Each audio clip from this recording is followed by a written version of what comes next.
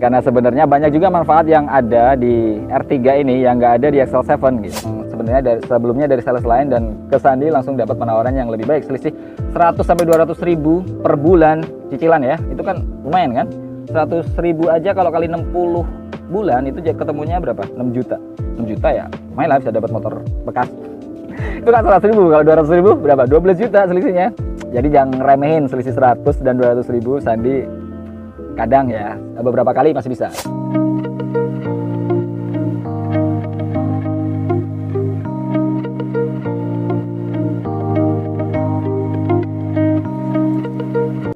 Assalamualaikum warahmatullahi wabarakatuh. Selamat sore, kembali lagi sama Sandi di sini. Kita masih ada di Citra Asri Buana Ciputat, dealer Suzuki terbesar di Tangerang Selatan. Terima kasih banyak ya buat teman-teman yang udah setia nonton video-video dari Sandi. Pasti teman-teman ini sahabat Suzuki ya semua. Nah, sore ini Sandi mau bahas apa? Ini yang jarang banget Sandi bahas karena kebetulan emang peminatnya mulai menurun ya. Jadi mobil di belakang Sandi ini ada R3 GX warna putih yang cantik banget ini sebenarnya. Cuman ya nggak tahu kenapa ya, tapi emang karena tren mungkin banyak pengguna R3 itu beralihnya ke Excel 7. Tapi apakah dengan hal tersebut terus bikin R3 ini mati kutu? Nggak juga ya teman-teman ya. Karena sebenarnya banyak juga manfaat yang ada di R3 ini yang nggak ada di Excel 7 gitu. Jadi kalau teman-teman agak ragu nih, agak bimbang memutuskan antara ambil Excel 7 atau R3, nah sore kali ini Sandi akan sedikit bantu untuk kasih pencerahan. Jadi teman-teman ini masuk tim mana? Tim R3 atau Excel 7 gitu. Karena keduanya itu punya keunggulan dan kelemahannya masing-masing yang tidak dimiliki satu sama lain gitu. Udah langsung aja, nggak usah berlama-lama ya. Langsung aja kita lanjut ke videonya. Sandi mau bahas apa sore kali ini? Udah kita lanjut ke videonya.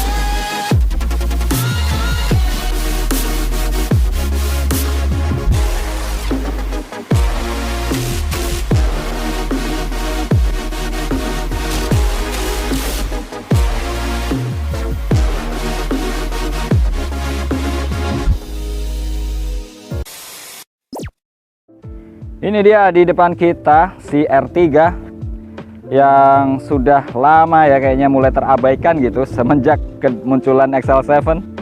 Tapi ya tetap aja si R3 ini masih punya penggemar setianya yang beberapa keunggulan R3 ini emang nggak bisa digantikan sama si Excel 7 gitu ya.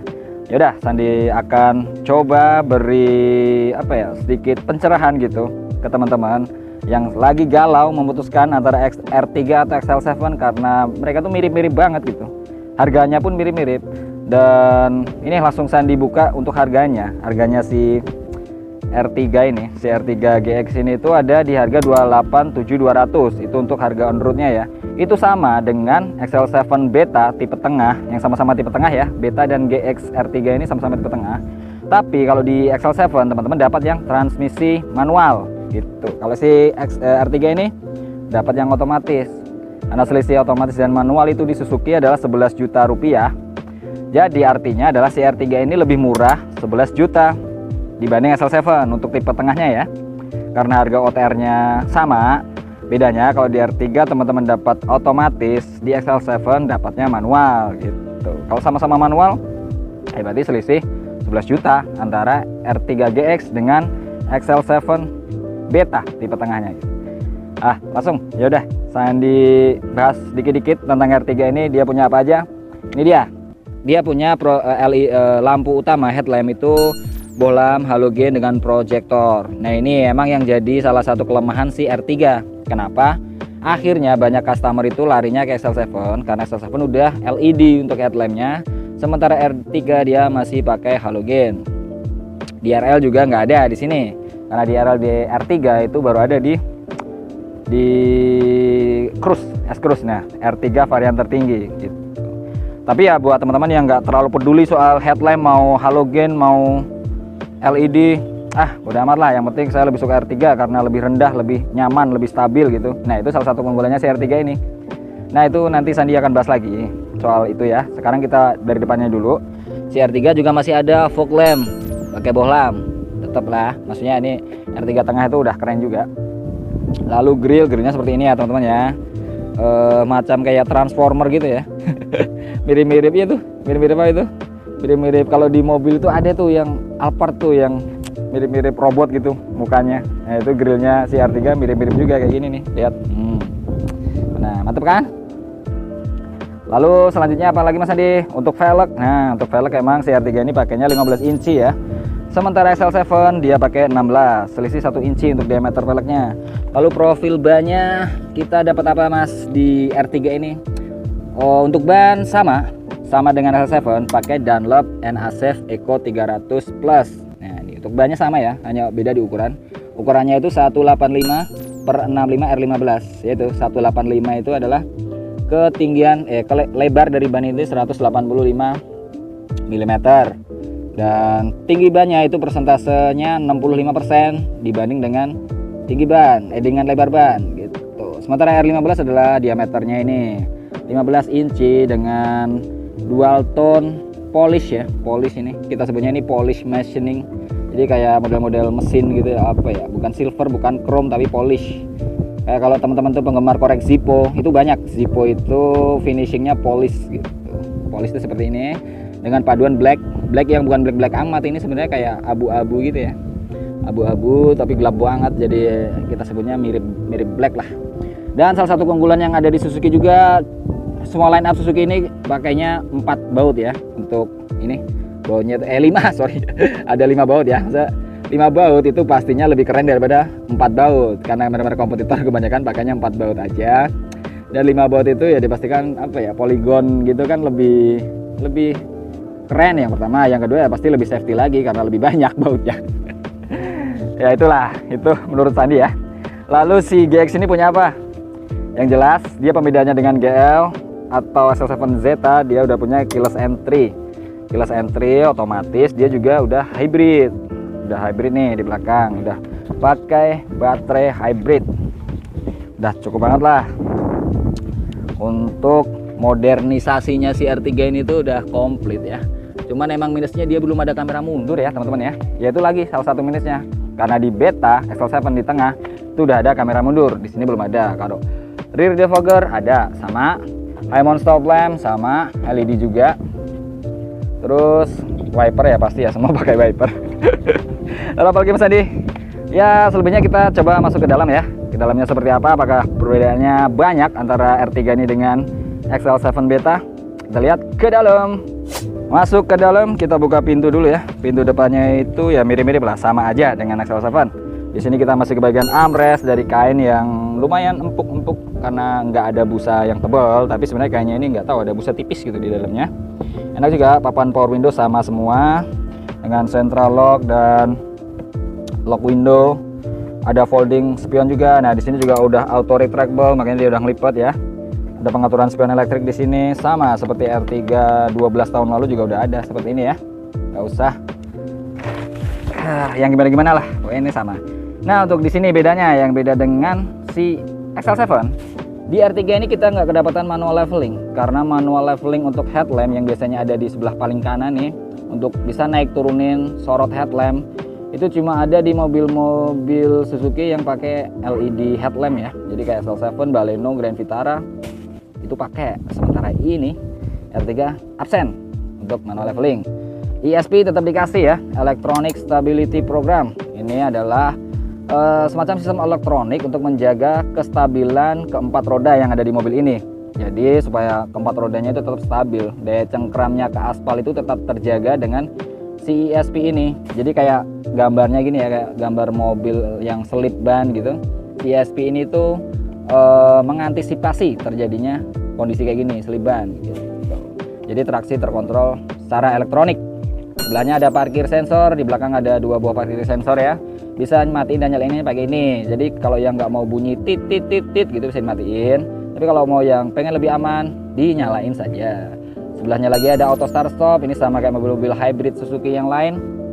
Jadi dalam keadaan kondisi macet, panjang atau lampu merah, biasanya dengan auto start stop on, berarti mobil ini akan mati otomatis. Dan ketika teman-teman angkat pedal gasnya, dia akan nyala lagi manual gitu. Ya ini sedikit menghemat lah. Sedikit menghemat, kalau Suzuki klaim itu sekitar 10-15% BBM gitu. Jadi setiap perjalanan teman-teman dengan mobil-mobil Suzuki tanpa hybrid, katakanlah bisa jalan 100 km, dengan mobil ini tuh bisa lebih panjang, sekitar 110-115 km.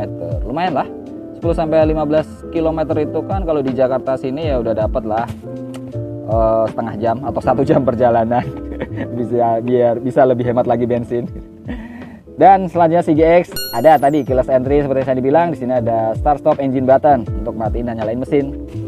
Selanjutnya ke sebelah ada auto headlamp. Jadi mode auto ini ya gitulah, maksudnya ya auto pasti lampu ini otomatis si headlamp. Ketika teman-teman berada di kondisi minim cahaya atau biasanya itu menjelang maghrib atau di terowongan tol yang panjang gitu, kalau teman-teman pasang lampu ini di posisi auto, lampu depannya, lampu headlampnya itu akan menyala secara otomatis. Jadi saat teman-teman masuk ke terowongan panjang itu kan, kalau di Jakarta itu kan ada beberapa tol yang punya terowongan panjang. Masuk itu gelap banget dari yang tadinya terang karena masih siang gitu ya. Kalau teman-teman masuk pakai mobil ini dengan mode autonya ini, langsung ada pencahayaan dari headlamp. Jadi nggak perlu kaget lagi. Gitu. Pas masuk terowongan nggak, aduh gelap banget gitu. Enggak. Ya itulah salah satu keunggulan sih auto headlamp ini ya. Ya selanjutnya apa lagi Mas Andi? Selanjutnya kita punya setir kulit. Nah ini setir kulitnya sama ya, sama persis sama kayak di Excel 7, kayak di Baleno, kayak di Grand Vitara. Setir kulitnya cakep dengan jahitan-jahitan yang bagus lah ya. Tapi sih enggak, saya nggak bisa klaim ini sama kayak Grand Vitara ya, karena Grand Vitara sedikit lebih mewah. Ya iyalah, harganya Grand Vitara kan udah sekitar 350. Sementara mobil ini tuh tadi harga on the roadnya 287, belum dikurang diskon tuh. Diskonnya itu sekitar 30-an, berarti bisa di harga 250 jutaan untuk transmisi otomatisnya si R3 ini. Kalau manual berapa Mas Andi? Manual dikurangin lagi 11 juta. Mantep kan? Bisa di bawah 240 juta ini kayaknya si R3 manual GX ini. Ya itu untuk harganya, lebih pastinya teman-teman langsung aja chat WhatsApp Sandi. Nomor Sandi ada di layar pojok kanan atas. Di deskripsi juga ada 2 buah nomor Sandi ya. Klik aja di deskripsi itu salah satu nomor, langsung WhatsApp ke Sandi, tanya, "Mas, promo R3 GX apa aja? Harganya berapa? Diskonnya berapa? Cicilan DP-nya berapa? Angsurannya berapa? Berapa lama? Mau cash bertahap, bunga 0% bisa. Mau tenor sampai 8 tahun bisa. DP minimal 15 juta bisa gitu. Angsuran rendah 4 jutaan bisa. Pokoknya Sandi bisa atur. Kalau angsuran mah tergantung DP ya. Semakin besar DP-nya, angsuran semakin kecil. Itu teman-teman udah tahu, nggak usah Sandi jelasin ya. Lanjut, Sandi mau bahas tentang fitur-fitur yang ada di R3 GX ini. Ada apa aja lagi Mas Indi? Nah, ini dia yang nggak lupa, cruise control. Dengan harga 250 jutaan ya. Ini untuk varian otomatisnya. Teman-teman dapat cruise control. Ini enak banget. Sandi itu kalau perjalanan di tol yang lagi sepi gitu ya, maksudnya agak kosong, Sandi sering pakai cruise control ini. Karena apa? Karena kaki lo jadi lebih rileks ya, nggak terus-terusan nginjek pedal gas. Itulah salah satu keunggulan si cruise control. Sebelah kiri ada untuk steering auto switch untuk head unitnya nanti. Ya, ini udah berkata bukan yang baru lagi di R3, udah lama lah ya. Di bawah ada tutup telepon, angka tutup telepon dan Bluetooth. Nah, jadi head unitnya langsung nyambung dengan Bluetooth teman-teman. Kalau mau masuk musik sekarang udah nggak perlu lagi pakai colok-colok kabel, pakai flash disk atau DVD bahkan ya. Di sini udah nggak ada DVD player di mobil ini untuk head unit. Langsung aja pakai Bluetooth, lebih cepat dan kita bisa putar musik-musik yang ada di handphone kita. Kan biasanya kita udah punya playlist kan di handphone kan. Langsung aja nyalain Bluetooth, masuk ke head unit ini. Itulah keunggulannya mobil-mobil zaman sekarang. Lalu AC-nya udah digital ya. AC-nya udah digital dan dengan auto climate control. Nah, ini dia. Mobil harga 250 juta itu udah otomatis, termurahnya anggap aja itu 240 jutaan udah auto climate control. Itu udah sesuatu lah ya. Defogger juga udah ada depan dan belakang. Untuk defogger itu udah komplit banget. AC ada hot and cool. Ini tuh karena R3 ini termasuk SL7 itu diekspor ke luar negeri ya, maksudnya ke pasar global. Itu Sandi baca itu nggak salah sekitar 73 negara di dunia itu kita ekspor dari Cikarang kita ekspor ke 73 negara di dunia ini R3 dan XL7. Makanya kenapa ada AC-nya itu ada mode hot juga, karena untuk beberapa negara yang punya 4 musim ya, di sana kan ada musim dingin. Nah, AC hot ini sangat berguna di sana, karena kalau nggak ada AC hot, mereka saat pergi dengan mobil ini kedinginan gitu, wah itu udah nggak nyaman banget lah. Makanya AC hot ini sangat wajib di mobil-mobil ekspornya Suzuki. Selanjutnya ada apa lagi Mas Andi? Di bawah ada USB dan auxiliary in. Nah, ada 2 tuh, sama mirip kayak XL7 ya. USB-nya Type A di depan, dan sebelahnya ada power outlet 12 volt. Oke, ini buat ngecharge juga, dua-duanya bisa buat ngecharge ya. Belakangnya lagi ini ada cup holder dengan ventilasi AC. Ini udah mirip juga sama XL7 Beta. Jadi teman-teman bawa minuman dingin, di sini akan tetap dingin. Kelebihannya. Ke belakangnya lagi ada transmisi otomatis konvensional. Ini tombol overdrive. Terus masih ada shift lock juga di sini untuk parkir paralel ya. Jadi teman-teman kalau mau parkir paralel harus pakai shift lock ini untuk menetralkan posisi transmisi. Yang biasanya mesin mati kan pasti di P. Ya, jadi teman-teman mau parkir paralel, tekan shift lock ini, terus ditarik mundur ke N. Jadi mobil dalam keadaan mati tapi masih bisa didorong. Itu dia fungsinya shift lock ini. Ke belakang ada handbrake mechanical, yang mana Sandi sering banget bilang kalau mechanical ini untuk Sandi lebih apa ya, lebih berasa gitu. Feels-nya tuh lebih dapat dibanding yang cuman congkel-congkel doang electrical. Ini oke lah buat Sandi. Nah, minusnya si R3 ini dia nggak punya glove box yang biasa difungsikan sebagai sandaran tangan ya. Kalau di XL7 Beta dia udah punya glove box. Kalau di R3 GX tipe menengah ini belum ada glove box. Nah, itu salah satu kekurangan dari R3 ini. Lalu ke depan kita punya aksen kayu ya, kayu tapi warnanya abu-abu gitu ya, manis lah dengan finishing glossy. Terus AC yang minimalis sama persis dengan XL7 ya, ini kayak nggak ada beda di gitu dengan XL7. Head unitnya pun sama, panel-panelnya wooden panelnya sama gitu ya. Untuk jok, oh ini joknya bagus nih teman-teman. Jadi ini fabric biasa halus, tapi yang di sebelah sini itu kain-kain yang agak kasar gitu. Kelihatan nggak ya di kamera? Ini ada agak kasar gitu, mirip-mirip hampir jeans gitu, tapi bukan jeans juga. Cuman ini kasar, kalau yang ini yang lembutnya. Nah, ini tuh enak banget joknya. Nah, salah satu kelebihan jok fabric ini adalah dia nggak gampang keringetan ya. Maksudnya dibanding dengan jok kulit, apalagi kalau teman-teman pasangnya sarung kulit yang murah, itu akan lebih gerah kalau di mobil walaupun udah pakai AC ya. Kan kadang juga kita nggak selalu mau dingin di mobil kan. Nah, itu kelebihannya, salah satu kelebihan jok fabric. Tapi emang kelemahannya kalau misal ketumpahan air atau makanan kotor gitu ya, agak susah untuk ngebersihinnya. Tuh salah satu kelemahan dari fabric kulit, fabric jok bahan fabric. Lalu kita lihat nih tebelannya, joknya ini tebel banget nih, nyaman. Nah, ini dia yang dipunya tuh segini dalamnya. Ini jok sampai bawah, ini jok teman-teman. Ini dia salah satu keunggulan R3 dari tahun 2011 sampai 2024 untuk kenyamanan di bangku. Dari pengemudi sampai penumpang semua ya, itu nyaman banget. Teman-teman bisa buktiin lah, datang ke showroom Sandi. Kalau nggak gini aja, di showroom Sandi itu kan di Ciputat itu kan ada sekitar 4 brand yang ada di dekat-dekat Sandi sini di Ciputat. Teman-teman cobain dulu ke sana, ke brand-brand lain itu, cari MPV 3 baris harga 250 jutaan, terus coba test drive rasanya kayak gimana. Terakhir baru datang ke tempat Sandi, jajan sama Sandi, kita cobain R3 ini. Gimana? Apakah lebih nyaman dari mereka? Sandi sih berani jamin, pasti setelah teman-teman keluar dari sini pasti pilihannya menuju ke ini R3 yang udah nyaman banget, apalagi dengan ground clearance yang rendah, itu lebih stabil ya teman-teman ya. Lanjut, di sini belum ada Twitter. Kalau di GX belum ada Twitter ya. Kalau di XL7 ada, ya itu tadi kekurangan si R3 dibanding XL7. Ini bisa jadi bahan pertimbangan juga buat teman-teman ya, mau pilih yang mana. Speaker ada lah 4 kalau speaker komplit. Kita lanjut ke belakang, kita masuk ke belakang. Di belakang masih ada armrest ya, soft touch, empuk-empuk gitu ya, sama kayak di XL7 juga sama gitu ini. Dan ini bahannya fabric yang dilapisi sedikit busa kecil gitu ya, enak lah pokoknya. Lalu ke joknya, ini joknya wah tebel banget kan teman-teman tuh, kelihatan dari sini tuh joknya tebal untuk punggung maupun untuk dudukan pantat teman-teman tuh, waduh tebal banget nih. Sandi mau rasain enaknya, waduh nyaman banget, ini udah kayak di sofa di rumah nih. Pelonjoran gitu tuh, lihat ini baku penumpang depan tadi Sandi mundurin maksimal, lega banget segi situ, itu muat koper besar aja muat situ ya. Lalu ini masih aja dikasih space di tengah seperti ini, padahal itu udah mundur maksimal ya, masih ada space segini.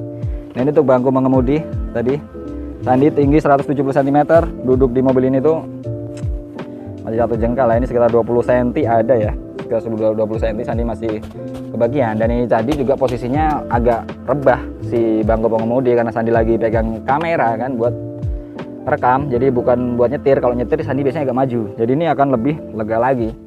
Ya pokoknya teman-teman kalau mau nyobain langsung datang ke showroom Sandi. Sandi ready 7 hari per minggu di showroom. Walaupun sebenarnya kalau hari Minggu dan tanggal merah Sandi nggak di showroom, tapi kalau teman-teman mau janjian sama Sandi datang ke showroom.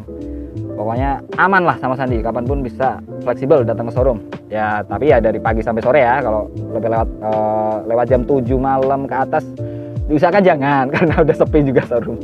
Kecuali emergency itu bisa, tapi kalau masih bisa di besok-besokin ya udahlah besok aja gitu.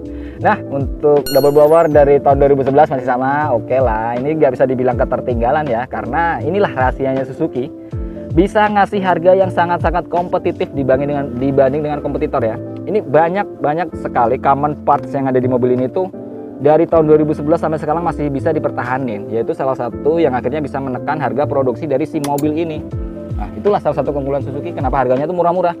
Jadi artinya murah itu bukan berarti murahan atau jelek gitu ya teman-teman ya, tapi karena mereka mempertahankan parts-parts yang nggak perlu diupdate gitu untuk tetap bisa menekan biaya produksi. Itulah hebatnya Suzuki, nggak buang-buang uang gitu loh. Maksudnya ya udahlah, daripada naikin harga mending kita pertahanin parts yang udah ada biar harga tetap murah. Itu jadi keuntungan buat customernya gitu. Ya udah, lanjut di tengah ini kita masih kedapatan armrest yang ini armrestnya lebih kokoh daripada R3 yang sebelumnya, karena Sandi pernah punya R3 yang sebelum ini, sebelum 1500 cc yang 1400, armrestnya nggak sekokoh ini ya teman-teman ya. Jadi ini enak banget lah. Armrest penumpang untuk MPV 3 baris itu oke banget. Masih kedapatan Isofix-nya ada di sini pastinya. Cantolannya agak di dalam sini ya. Ini untuk cantolan 2, kanan kiri Isofix, kiri juga. Lalu di belakang colokan cantolan Isofix-nya ada juga di tengah sini. Jadi pelipatan bangkunya tuh 60-40 untuk bagian tengah. Kalau bagian belakang itu 50-50 ya teman-teman ya. Tuh. Nah ini jok belakangnya seperti ini, sisanya Sandi masuk sekalian. Sandi cobain di belakang ya. Tapi ini tadi dengan konfigurasi bangku tengah yang mundur maksimal, masih kedapatan kaki segini. Jadi ya untuk dewasa seperti Sandi 170 yang nggak proper amat, cuman masih bisa. Tapi yang jelaskan biasanya emang bangku belakang itu buat anak-anak 10 tahunan ke bawah ya. Tapi kalau mau dewasa juga masih bisa, masih oke lah segini tuh. Yaudah, langsung. Oh ini Sandi mau kasih tahu dulu, di sini ada lampu kabin di tengah, ada. Nggak dikasih di belakang, kenapa? Ya biar nggak rebutan antara tengah dan belakang, sama-sama dapat pencahayaan gitu ya, biar adil taruh di tengah, karena di depan itu depan banget gitu. Ya dah, langsung aja kita lanjut ke belakang. Ada apa Mas Sandi? Sebelum mau masuk ke bagasi, ya, Sandi mau infoin dulu untuk lampu yang mantep ini, menikung tajam yang kata orang mirip Volvo atau CR-V. Untuk Beta ini udah kedapatan LED di sini, jadi kalau malam itu nyala lampu belakangnya. Tapi ini Beta, sorry, GX dan Beta sama, tipe tengahnya udah ada LED. Tapi untuk tipe terendahnya, kalau di R3 ini ada GL atau di XL7 ada Zeta, itu belum menyala di sininya teman-teman. Jadi untuk tipe terendah yang menyala cuman lampu titik-titik 5 titik yang di sini tuh. Berapa? 4 titik di sini tuh. Tuh, tapi kalau ini GX udah nyala karena udah hybrid juga tadi. Perbedaannya ada di situ. Lalu kita buka bagasinya. Seperti apa ya? Oh, bagasinya sama kayak XL7 sebenarnya. Luasnya bisa dibilang sama, Ada kompartemen tambahan juga di sini. Oke lah. Oke ya. Bagasi sama, nggak ada lampu. Beda ya sama Baleno dan Grand Vitara ada lampu. Kalau di sini R3 nggak ada. Luas lebar bagasinya sama, tingginya ya sama XL7 lah. Ya beda-beda tipis lah untuk kelegaan kabin. Tapi masih oke untuk R3 ini. Itu yang kadang jadi salah satu pertimbangan customer ya, kenapa milih XL7. Tapi si R3 ini juga nggak kalah kok sebenarnya untuk kelegaan. Oke, lanjut apa lagi Mas Sandi setelah bagasi? Oh, ground clearance. Sandi mau unjukin sedikit nih ground clearance-nya si R3 ya. Di video Sandi sebelumnya juga udah pernah ngasih tahu ya, kalau ground clearance R3 ini ada di angka 180 mm atau 18 cm. Itu lebih pendek 2 cm dari XL7. Nah, ground clearance itu apa sih Mas Sandi? Masa segini 18 cm sih kok tinggi banget gitu? Kok masih tinggi banget? Ya, jadi ground clearance itu sebenarnya bukan kondisi mobil saat diem kayak gini, tapi kondisi mobil saat udah diisi muatan. Jadi suspensinya itu turun ke bawah, mentok gitu. Mentoknya berapa gitu. Nah, si mobil ini R3 ini mentoknya di angka 18 cm gitu. Itulah ground clearance ya, Sandi jelasin sedikit lagi. Lalu apalagi Mas Sandi yang mau dijelasin dari si R3 ini? Oke, langsung aja kita ke kesimpulan, dan kesimpulan Sandi akan sedikit kupas lagi. Apa sih poin-poin plusnya dari R3 dibanding dengan XL7? Yaudah, kita lanjut ke kesimpulannya. Jadi kesimpulannya seperti apa Mas Sandi? Jadi kesimpulannya, R3 ini cocok buat siapa? Cocok buat teman-teman yang nyari mobil yang lebih stabil. Karena apa? Karena ground clearance-nya lebih rendah, otomatis mobil ini nggak terlalu limbung gitu. Saat ada di tikungan tajam atau saat berada di jalan tol yang kurang rata, kurang rata, agak bergelombang gitu.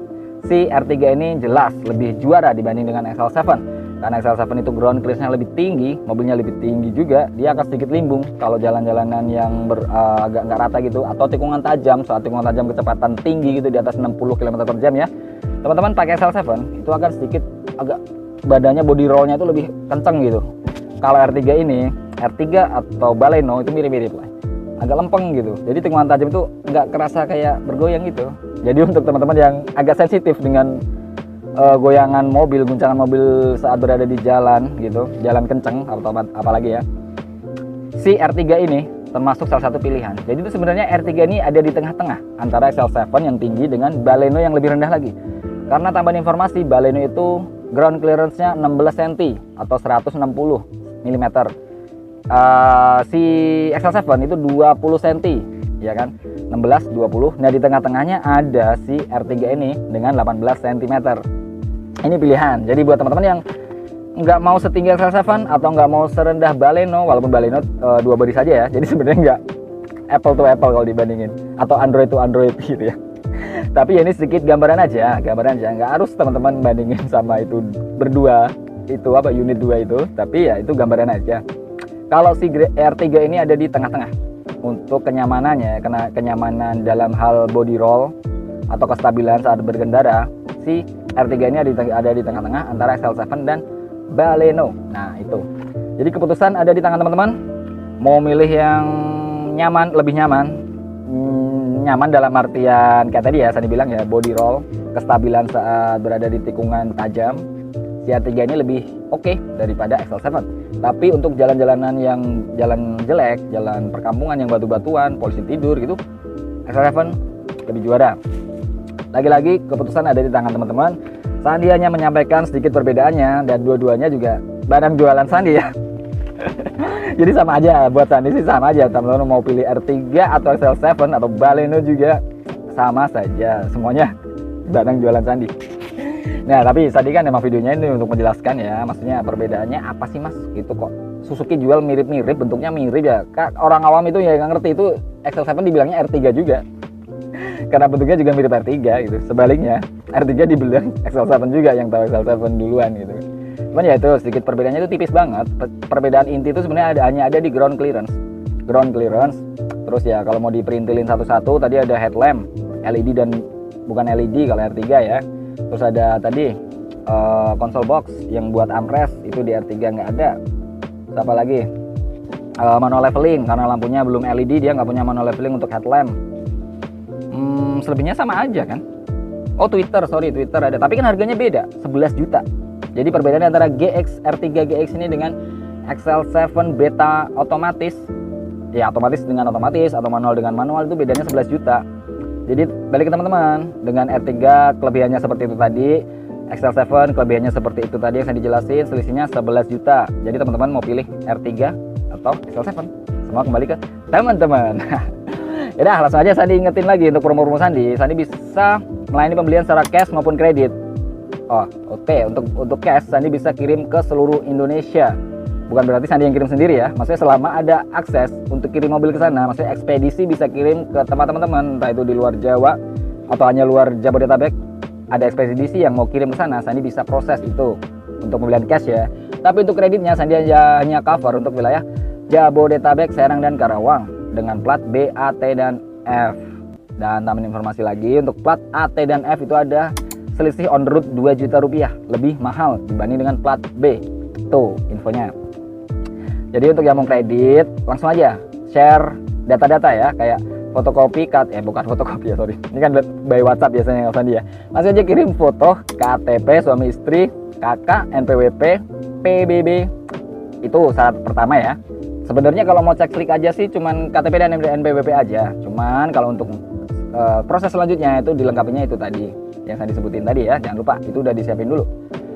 Untuk kendala maksudnya kekurangan data dan sebagainya langsung cerita ke Sandi. Mas saya gini nih, rumah masih ngontrak nih, gimana nih, bisa ada solusi nggak? Ada pasti. Terus mas saya nggak punya slip gaji nih, bisa nggak? Tapi pendapatan saya sebenarnya oke lah, bisa mengcover cicilan mobil. Cerita aja ke Sandi langsung, nanti Sandi cari solusinya gitu pokoknya. Lalu buat teman-teman juga yang udah punya hitungan kredit dari sales lain, langsung bisa compare ke Sandi ya, bandingin Sandi bisa ngasih penawarannya lebih baik nggak gitu. Dan so far sih oke lah, maksudnya banyak customer Sandi yang sebenarnya dari sebelumnya dari sales lain dan ke Sandi langsung dapat penawaran yang lebih baik, selisih 100 sampai 200 ribu per bulan cicilan ya. Itu kan lumayan kan, 100 ribu aja kalau kali 60 bulan itu ketemunya berapa? 6 juta. 6 juta ya lumayan lah, bisa dapat motor bekas. Itu kan 100 ribu, kalau 200 ribu berapa? 12 juta selisihnya. Jadi jangan remehin selisih 100 dan 200 ribu. Sandi kadang ya beberapa kali masih bisa. Dan nggak lupa lagi di Citra Asri Buana ini stoknya banyak banget. Maksudnya banyak lemparan dari dealer lain, customer dealer lain datang ke Sandi itu karena kebanyakan di dealer lain stoknya nggak sebanyak di dealer Sandi. Nah, karena Sandi sering bilang kan, dealer Sandi ini dealer Suzuki terbesar di Tangerang Selatan dan bahkan juga salah satu yang terbesar di Jabodetabek. Boleh dibuktikan teman-teman main ke sini ke tempat Sandi di Ciputat, kita main ke parkiran stok ini, hitung satu-satu ada berapa mobil. Kalau lagi ini lagi lowong nih, lagi agak kosong ini sekitar 50, 60, 70-an lah. Tapi kalau lagi penuh, maksudnya lagi barang masuknya banyak gitu, bisa di atas 100 unit itu. Kapasitas parkiran stok ini emang di atas 100 unit bisa. Ya udah, nggak usah berlama-lama lagi nih. Sandi lihat di handphone Sandi udah menitannya udah jalan banyak banget ya. Terus Sandi ucapin terima kasih buat teman-teman yang udah support channel Sandi, udah like, udah share, udah komen, udah subscribe. Sandi sangat-sangat berterima kasih karena dengan dukungan teman-teman Sandi semakin semangat untuk bikin video, untuk menginfokan lebih banyak lagi tentang mobil-mobil ya Suzuki yang ada di sini. Tuh, Sandi sangat berterima kasih ya. Dan buat yang belum subscribe pun, belum like, belum share, belum komen, Sandi ucapin banyak-banyak banget terima kasih juga karena udah nonton sampai akhir ini. Ini kayak perkiraan Sandi ada di hampir 30 menitan lah video ini. Tapi teman-teman nonton walaupun belum subscribe, Sandi sangat berterima kasih sama teman-teman ya. Oh ya, ketemu Sandi langsung Sandi salamin. Beneran, Sandi sangat terima kasih buat teman-teman yang udah nonton sampai akhir. Yaudah, langsung saja Sandi pamit undur diri. Wassalamualaikum warahmatullahi wabarakatuh. Selamat sore.